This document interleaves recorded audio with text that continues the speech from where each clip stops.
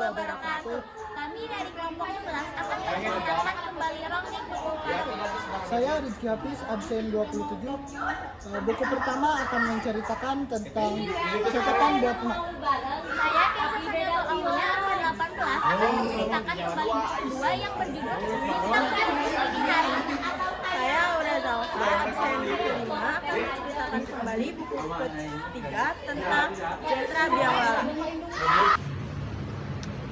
Nah, untuk buku pertama ada sebuah desa yang dinamakan Dukuh Paruk. Nenek moyang semua orang Dukuh Paruk adalah Ki Seca Menggala. Dia adalah seorang Brahmacara. Dia juga menitipkan darah dagingnya di kampung Dukuh Paruk. Ada 3 anak laki-laki yang bernama Rasus, Darsun, dan Warta. Dan ada 1 wanita lagi yang nantinya akan menjadi Ronggeng yang bernama Serintil. Nah, untuk ayah Serintil namanya adalah Santayib, dan dia seorang pedagang tempe bongkrek yang menyebabkan malapetaka awalnya banyak warga yang meninggal. Setelah memakan tempe bongkrek, banyak orang yang meninggal keracunan. Kemudian Santayib membuktikan bahwa tempe bongkrek buatannya tidak beracun, dan setelahnya Santayib dan istrinya meninggal. Akhirnya Serintil seorang anak yatim piatu. Dikarenakan orang tuanya membuktikan kepada warga Dukuh Paruk bahwa tempe bongkrek buatannya tidak beracun, Ki Seca Menggala berhutang nyawa sebanyak 18 warga Dukuh Paruk. Maka keturunannya dijadikan sebagai tebusan. Rasus merasa Serintil semakin menjauh. Agar menarik perhatian Serintil, Rasus ingin memberikan keris kecil yang ada di rumahnya dengan berbohong kepada neneknya bahwa Rasus bermimpi bertemu dengan ayahnya. Dengan memberi pesan untuk memberikan keris itu kepada Ronggeng, neneknya pun percaya apa yang dikatakan Rasus. Kemudian Rasus memberikan keris itu kepada Serintil ketika dia sedang tidur. Sudah 2 bulan Serintil menjadi Ronggeng di Dukuh Paruk. Namun ada 2 tahap lagi untuk dilalui oleh Serintil. Yang ke-1, Serintil harus dimandikan di depan makam Ki Seca Menggala. Nah, yang kedua, buka kelambu, semacam sembara untuk laki-laki dengan memberikan syarat harus membawa uang sekeping ringgit. Bagi laki-laki yang memberikan sekeping ringgit kepada Serintil akan menikmati virginitasnya. Setelah memenuhi 2 tahap itu, Serintil menjadi Ronggeng, dan akhirnya Rasus kecewa dan benci. Kemudian Rasus pergi meninggalkan Dukuh Paruk ke Pasar Dawan.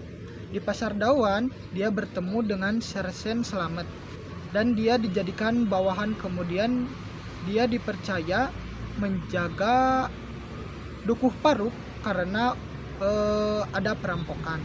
Dia berhasil menembak perampok dan akhirnya dijadikan tentara tanpa pangkat. Dan Serintil ingin Rasus tetap di Dukuh Paruk. Serintil mengajukan permintaan dia akan berhenti menjadi Ronggeng karena dia ingin menikah dengan Rasus. Namun Rasus menolaknya dan dia tetap pergi ke markasnya untuk menjadi tentara. Setelah Serintil dinobatkan menjadi Ronggeng, ia malah merasakan kesepian karena Rasus pergi meninggalkannya. Namun saat bertemu kembali dengannya, ia berharap bahwa mereka masih bisa bersama. Namun Rasus tidak melihat Serintil seperti dulu lagi.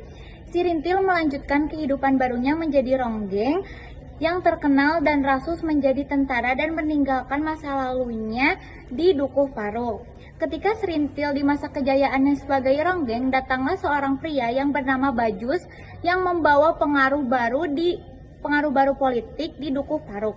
Masyarakat Dukuh Paruk yang selama ini miskin dan tertinggal mulai tertarik dengan tawaran Bajus yang menjanjikan keadilan sosial dan kesetaraan. Serintil sering diundang dalam acara-acara yang diadakan oleh kelompok Bajus. Pada awalnya, Serintil tidak peduli dengan politik, namun ia sering berinteraksi dengan kelompok Bajus dan merasa bahwa mereka memperlakukannya dengan baik dan tidak hanya melihatnya hanya sebagai ronggeng. Serintil mulai merasa dilema dengan kehidupannya sebagai ronggeng atau tidak menjadi ronggeng sama sekali, karena Serintil merasa menjadi ronggeng itu diperlakukan semena-mena oleh bangsa lelaki. Ia sering mengenang masa lalunya bersama Rasus yang telah pergi meninggalkannya dan kehilangan seseorang yang mencintainya. Kehadiran Bajus juga membuat Serintil memikirkan kehidupannya karena kelompok Bajus memandangnya sebagai individu, bukan hanya sekedar ronggeng saja. Tetapi situasi politik semakin panas karena tahun 1965 terjadi peristiwa G30 SPKI dan akibatnya Dukuh Paruh juga ikut terisolasi dan banyak warga yang sebelumnya mendukung Bajus ditangkap dan dihabisi. Karena Serintil menjadi ronggeng dan sering tampil dalam acara Bajus, ia juga ikut menjadi korban. Pada suatu malam, Serintil bersama warga Dukuh Paruh ditangkap oleh sekelompok tentara dan dituduh sebagai simpatisan komunis. Serintil yang tidak menyangka bahwa kehidupan yang awalnya sebagai ronggeng yang terkenal berakhir sebagai seorang tahanan politik. Jadi di sini saya akan menceritakan buku yang ketiga, yaitu Jantra Biang Lala. Dimulai dari bab 1 menceritakan Rasus yang menjadi tentara, tapi ia pulang ke desa Dukuh Paruh karena merindukan neneknya dan menjenguk neneknya. Setelah sampai di desa itu, melihat neneknya yang sudah sangat tua dan hampir menjelang ajal. Tidak lama setelah Rasus datang, neneknya meninggal. Kemudian, Rasus dikasih perintah oleh kakek Serintil untuk membebaskan Serintil di penjara. Kemudian, Rasus menjalankan perintahnya. Meskipun dengan berat hati, Rasus berusaha mencari Serintil, lalu menemukannya di dalam penjara, dan di dalam penjara ada Serintil. Kemudian mereka berdua bertemu, tetapi mereka tidak bicara satu sama lain, dan pada akhirnya Rasus pun tidak dapat membebaskan Serintil dan memilih untuk melanjutkan pekerjaan sebagai tentara. Selanjutnya bab 2. Di Dukuh Paruh, Serintil kembali setelah lama menghilang membawa kenangan pahit tragedi 1965 hubungannya dengan Goder. Anaknya perlahan pulih meski awalnya terasa asing ketika Nyai Kartaraja memintanya menerima lamaran Mersusi demi menghidupkan. Serintil menolak keras. Mersusi mencoba memaksa tetapi rancangannya gagal dan akhirnya Serintil dikirim pulang. Tamir dan Dingding, pemuda Jakarta, datang mencari Serintil. Namun ia menolak mereka dengan sikap dingin. Serintil tetap menjadi simbol ketabahan meski terus dihantui luka masa lalu dan ketidakadilan yang tak kunjung usai. Selanjutnya, bab 3. Anak-anak Sakum bermain ceria di Dukuh Paruh mengingat Serintil pada hidup yang berayun antara hitam dan putih. Kehidupan pendukuhan berubah saat Serintil menghadiri rapat ganti rugi Tanah Goder dan bertemu Bajus dari Jakarta yang menunjukkan perhatian meski dihantui masa lalunya.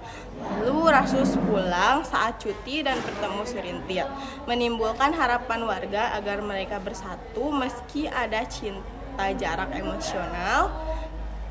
Tetap ada terganggu oleh tambu-tambu selintir dan pembicaraan pernikahan.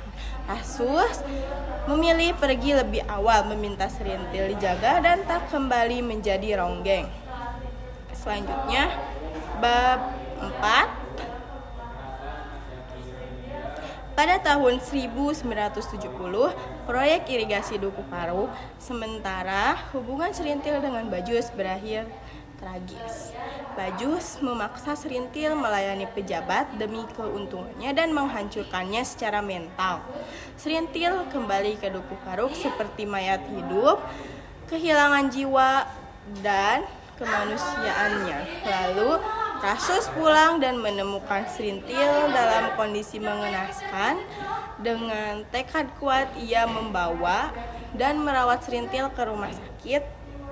Meski dipandang rendah warga desa, rasa tanggung jawab